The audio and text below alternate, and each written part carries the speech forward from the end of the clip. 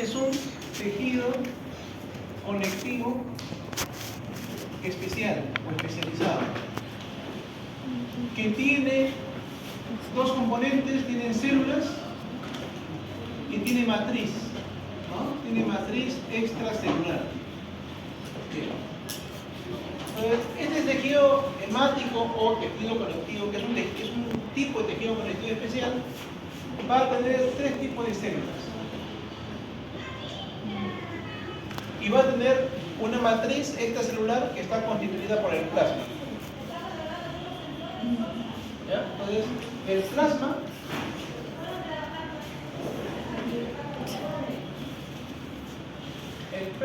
entonces es la matriz, en este caso, en este tipo de tejidos, y las células que son tres.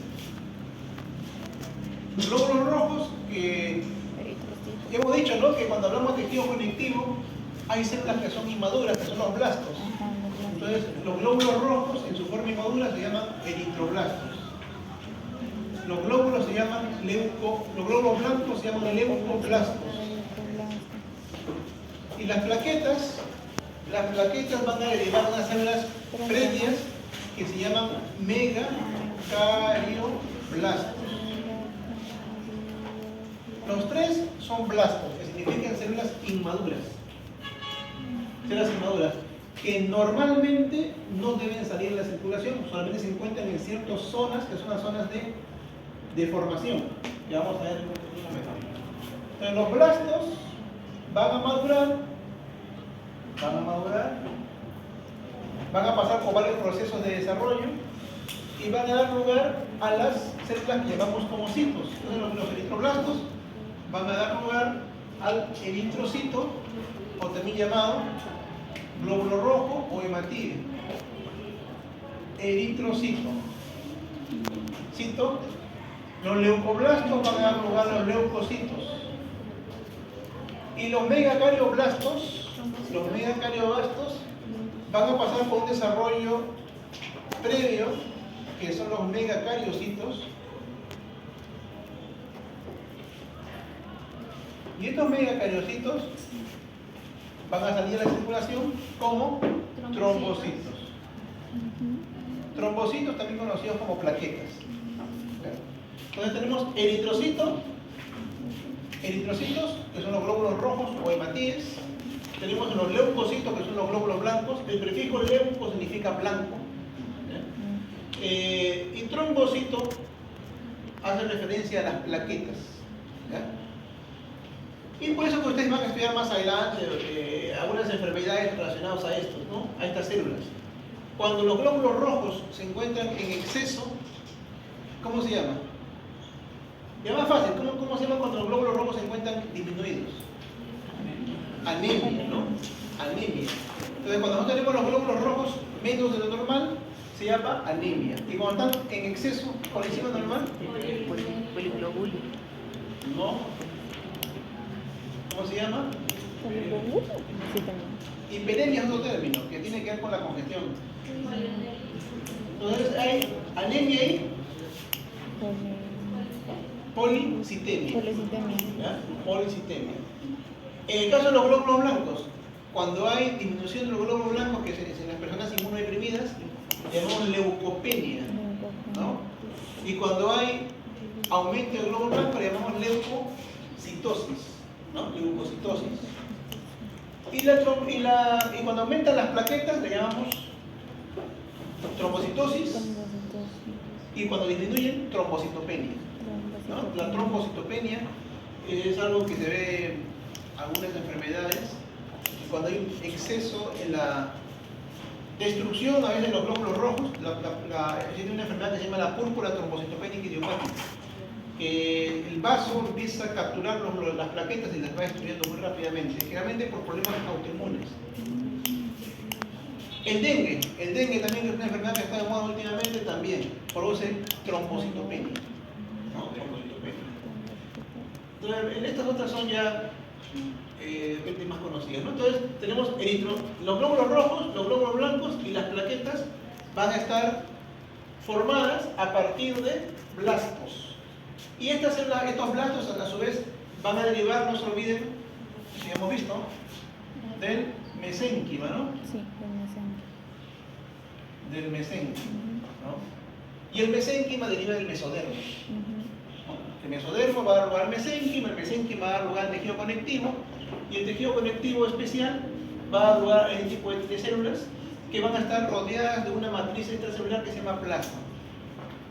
El plasma, la mayor parte del plasma es agua, por lo menos 90% es agua, pero dentro de ese plasma van a haber disueltas muchas sustancias, proteínas, fibrinógeno,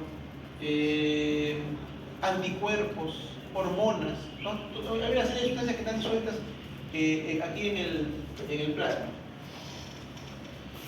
Entonces nos concentramos primero en las células. Estas son las células que van a dar lugar a nuestro tejido sanguíneo, y las vamos a encontrar en diferentes ubicaciones. Los blastos los vamos a ubicar en los sitios donde se forman las células. Cuando se forma el tejido hemático, cuando formamos el tejido hemático, eso se llama hematopoiesis. Hematopoiesis. La hematopoiesis es la formación de la sangre, de todo. Si solamente hablamos de formación de glóbulos rojos, sería eritropoiesis. Leucopoiesis, si solamente se forman glóbulos blancos y solamente se forman plaquetas, se llama trombopoiesis. ¿Ya? Trombopoiesis. Entonces, ¿dónde se ubican estas células? En los sitios donde se ubica la hematopoiesis. ¿Dónde ocurre la hematopoiesis? En la médula ósea. La médula ósea roja de los huesos. Siempre y cuando estemos hablando de una persona después del nacimiento, ¿no? En la etapa intrauterina tiene otras ubicaciones, ¿no? La hematopoiesis empieza a formarse en el saco vitelino. Luego continúa en el vaso, en el hígado, ¿no? Y finalmente recién en los huesos. En la etapa postnatal, en los huesos, en la médula ósea roja. Al nacimiento en todos los huesos, pero conforme vamos avanzando en edad, solamente van a quedar con médula ósea roja los huesos planos, las costillas, el esqueleto axial y las extremidades de la pelvis, el esternón. Y esos solamente son los únicos huesos que van a quedar como formadores de médula ósea, o sea, con zonas hematopoyéticas. El resto de huesos pierde su capacidad hematopoyética a partir de los 20 años.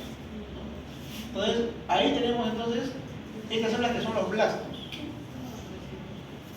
Los eritrocitos, los leucocitos y los trombocitos los vamos a encontrar en la sangre periférica.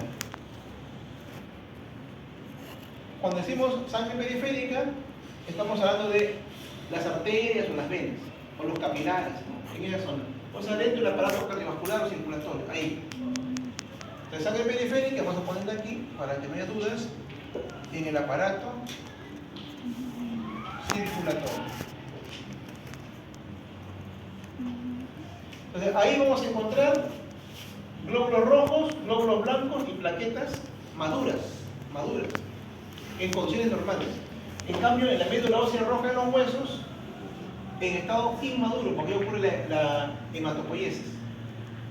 Ahora, los que son exclusivos de la sangre periférica son los glóbulos rojos y las plaquetas. Los glóbulos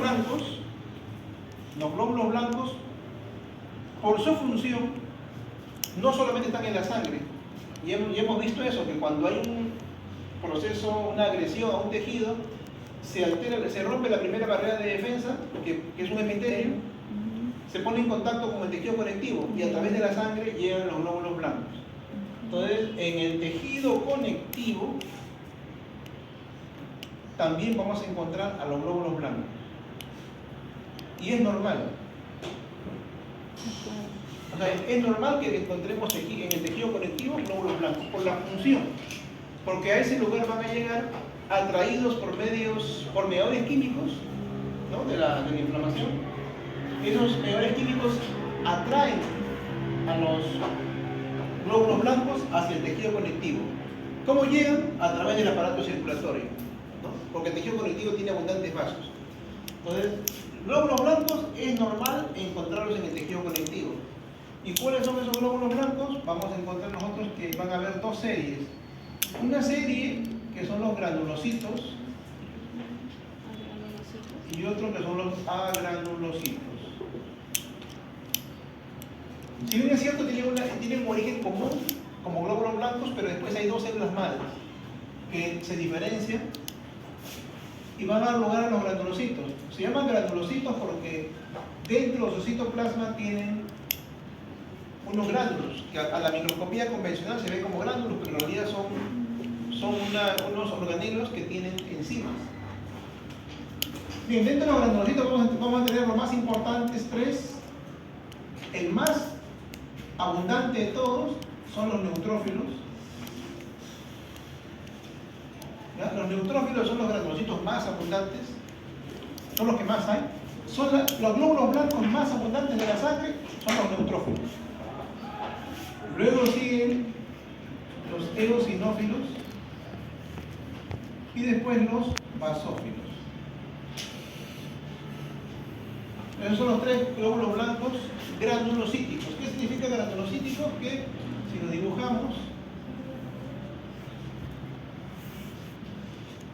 van a tener dentro de su citoplasma abundantes gránulos. Gránulos entre comillas, ¿no? Porque cuando se descubrieron se pensaron que eran gránulos, pero en realidad son organelos. Son lisosomas que contienen abundantes enzimas.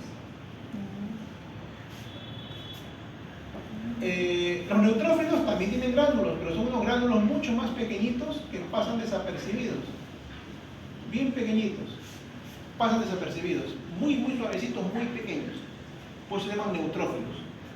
Los eosinófilos, sus gránulos son eosinófilos, como lo dice su nombre, y los basófilos tienen unos gránulos de un color basófilo, o sea, morados. Bien, la otra característica de estas células es el núcleo. El núcleo de un neutrófilo es un núcleo segmentado.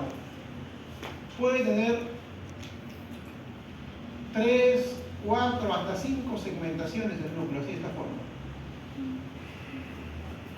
Por lo cual, a estas células también se le llama polimorfonucleares, ¿no? Porque el núcleo es así segmentado, entonces se llaman polimorfonucleares. Los neutrófilos pueden tener de 2 hasta 5 segmentaciones, mientras que los eosinófilos solamente van a tener 2 segmentaciones. ¿Sí? Solo tienen 2 segmentaciones el eosinófilo. Y el basófilo tiene un núcleo un poco más irregular, pero lo que llama la atención son sus gránulos densos de un color azul, ¿no? O morado, que son basófilos. Ellos son los granulocitos. Se caracterizan porque tienen muchas enzimas digestivas. Estos gránulos contienen enzimas. Los neutrófilos son los más abundantes, como dije, y reaccionan o se incrementan cuando tenemos agentes infecciosos bacterianos. Cuando las bacterias están atacando a nuestro cuerpo, los neutrófilos son los que se van a activar y van a aumentar primero. O sea, una infección bacteriana, hay abundantes neutrófilos. Una infección urinaria que se origine por Escherichia coli, que es una bacteria, va a haber abundantes neutrófilos. Donde hay pus, abundantes neutrófilos. Una neumonía, abundantes neutrófilos. Todo aquello que sea bacteriano, abundantes neutrófilos. Se incrementan los neutrófilos. Los eosinófilos se van a incrementar cuando hay procesos alérgicos o cuando hay parásitos, cuando hay parasitosis. ¿Ya? Las personas que son atópicas, que son alérgicas, ¿no? Que tienen siempre ronchita, que está picando el cuerpo, los asmáticos tienen mucho eosinófilo. Y si hay parásitos, también, ¿no? La parasitosis también incrementa el número de eosinófilos. Los basófilos, junto con los mastocitos, son células que intervienen en las reacciones de hipersensibilidad. Hipersensibilidad tipo 1. Pueden desencadenar shock anafilácticos, los basófilos. ¿Por qué? Porque estos gránulos que están acá se desgranulan, se abren al exterior y liberan una gran cantidad de sustancias que van a estimular la vasoconstricción, la broncoconstricción, la liberación de moco, ¿no? Entonces hay una serie de procesos que se activan y pueden originar un shock anafiláctico a basófilos. Todos los procesos de hipersensibilidad se encuentran, estos pueden estar, van a reaccionar estos basófilos junto con los mastocitos. Los neutrófilos y los eosinófilos están en la sangre y cuando hay algo que está dañando nuestro tejido, son atraídos hacia el tejido conectivo. Mientras que los basófilos normalmente se encuentran ubicados debajo de las mucosas. Debajo del epitelio, debajo de las mucosas, ahí están los basófilos. La mucosa digestiva, mucosa respiratoria, ahí están los basófilos. Por ejemplo, uno come un alimento, un camarón, alguien es alérgico al camarón, por ejemplo. Come un camarón, ingresa el alimento a la boca y acá está la mucosa digestiva. El alimento está por acá. Choca con la mucosa el alimento y aquí va a estimular al basófilo que está por abajo. Inmediatamente por debajo de la mucosa están los basófilos. Y este basófilo reconoce, ya tiene que haber sensibilización previa, ¿no? Entonces reconoce a ese agente que es alérgeno o alergeno y se desgranula. Se desgranula tratando de eliminar el alergeno, pero la degranulación es tan intensa que estimula otros procesos más que originan, como les decía, la aparición de ronchas, broncoconstricción, secreción de moco, etc., ¿no? Y puede originar shock anafiláctico por su ubicación. Estos son los primeros que reconocen a los alergenos, ya sea vía respiratoria, vía digestiva. Luego tenemos los granulocitos. Acá vamos a ver a los linfocitos y a los monocitos. Los linfocitos pueden ser linfocitos T o pueden ser linfocitos B. Los T no hay ningún problema, los B se van a diferenciar todavía en células plasmáticas.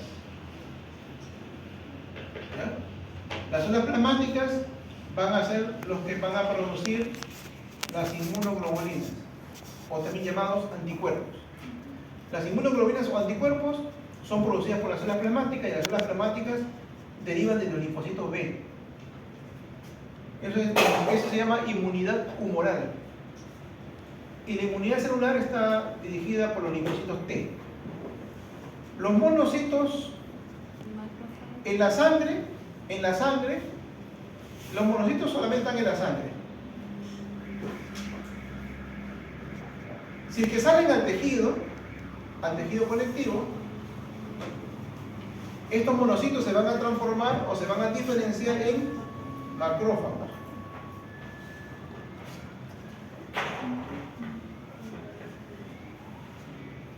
Entonces los macrófagos son células que derivan del monocito.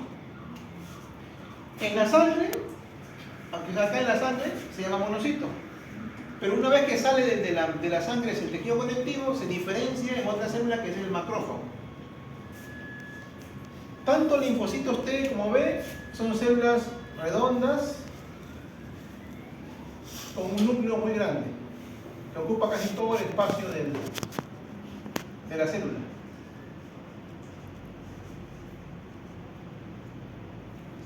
No podemos saber cuál es el linfocito T o B. Son idénticos. La única diferencia que hay, pero que no es algo exacto, es el tamaño. Los linfocitos T suelen ser más pequeños y los linfocitos B más grandes. Pero tampoco no es algo muy exacto, porque cuando un linfocito se activa, o sea, cuando hay una respuesta inmunológica, los linfocitos se activan. Y cuando un linfocito T se activa, crece.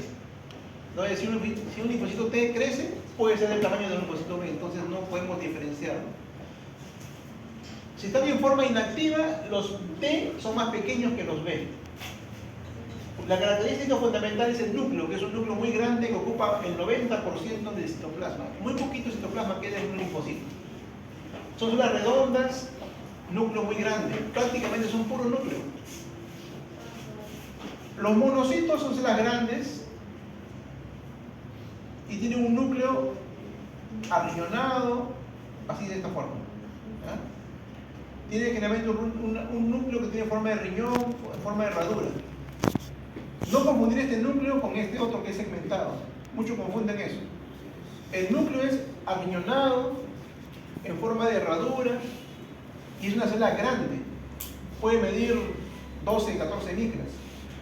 Mientras que los neutrófilos son células más pequeñas, 8, 9 micras más o menos, y los núcleos son segmentados. O sea, un núcleo segmentado es que está formado por segmentos, ¿sí? ¿Así? Así, puede tener hasta como le dije, hasta 5 segmentaciones. Este es un núcleo segmentado. Y un núcleo riñonado es así. ¿Ven? Son diferentes. Entonces, lo que tiene el núcleo riñonado, y son células muy grandes, son los monocitos. Y el macrófago es una célula muy grande, voluminosa, con un núcleo rechazado hacia la periferia. El núcleo, generalmente el citoplasma es rosado, y el núcleo basófilo como cualquier célula. La célula plasmática es grande también, como derivan de un linfocito B, no se olviden. El núcleo también está rechazado hacia la periferia, pero no tiene tanto citoplasma como un macrófago. Y la otra característica de una célula plasmática es que su núcleo tiene un núcleo prominente y tiene la cromatina rechazada hacia la periferia. Así. Esto que es una célula plasmática, este es un macrófago, ¿no? El macrófago es una célula grande, voluminosa, es la célula más grande que tenemos del sistema inmunológico, pero no tiene ninguna característica particular aparte de eso.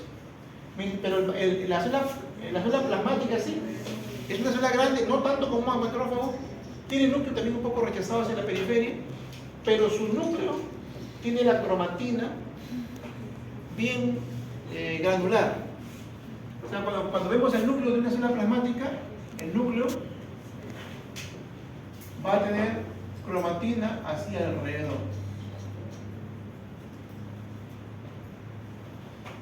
Y ese tipo de cromatina la mencionan, la describen como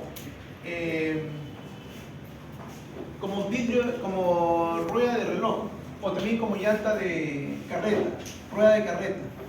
¿Por qué? Porque le hacen así unas líneas imaginarias como si fueran rayos,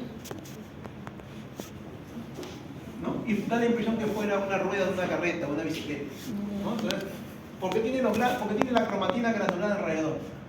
O también le llaman de reloj de pulsera, la imagen de un reloj, ¿no? También. ¿Por qué? Porque tiene la cromatina alrededor. Entonces ese es el núcleo de una célula plasmática, con la cromatina así granular. Es la única que tiene ese tipo de núcleo, con la cromatina granular alrededor del núcleo. O lo describen como una rueda de carreta o de un reloj, ¿no? Como un reloj. Bien, entonces son las células que vamos a ver en la sangre.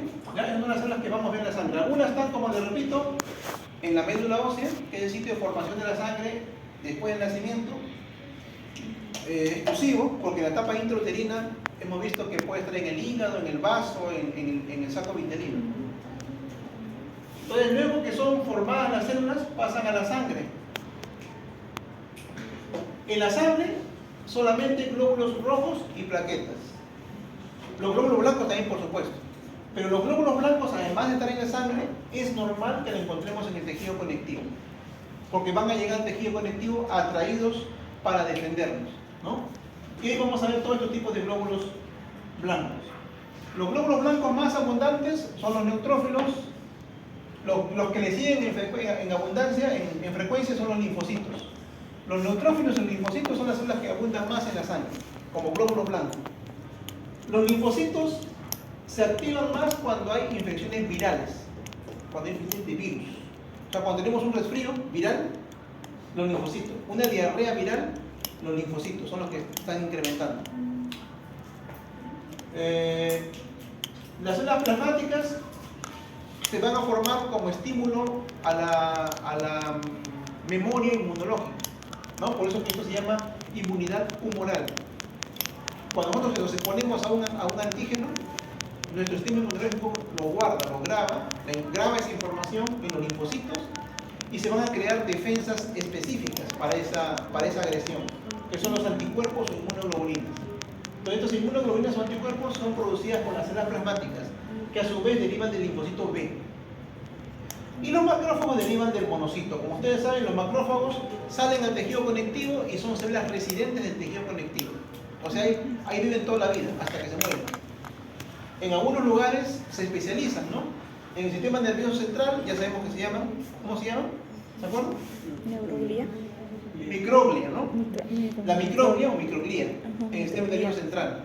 A nivel del hígado, la célula de Kupffer, en el hueso, los osteoclastos, todos son macrófagos.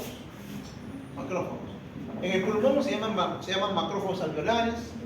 En el riñón se llaman células mesangiales. Y así. Estos macrófagos se van a adaptar al sitio donde van a estar.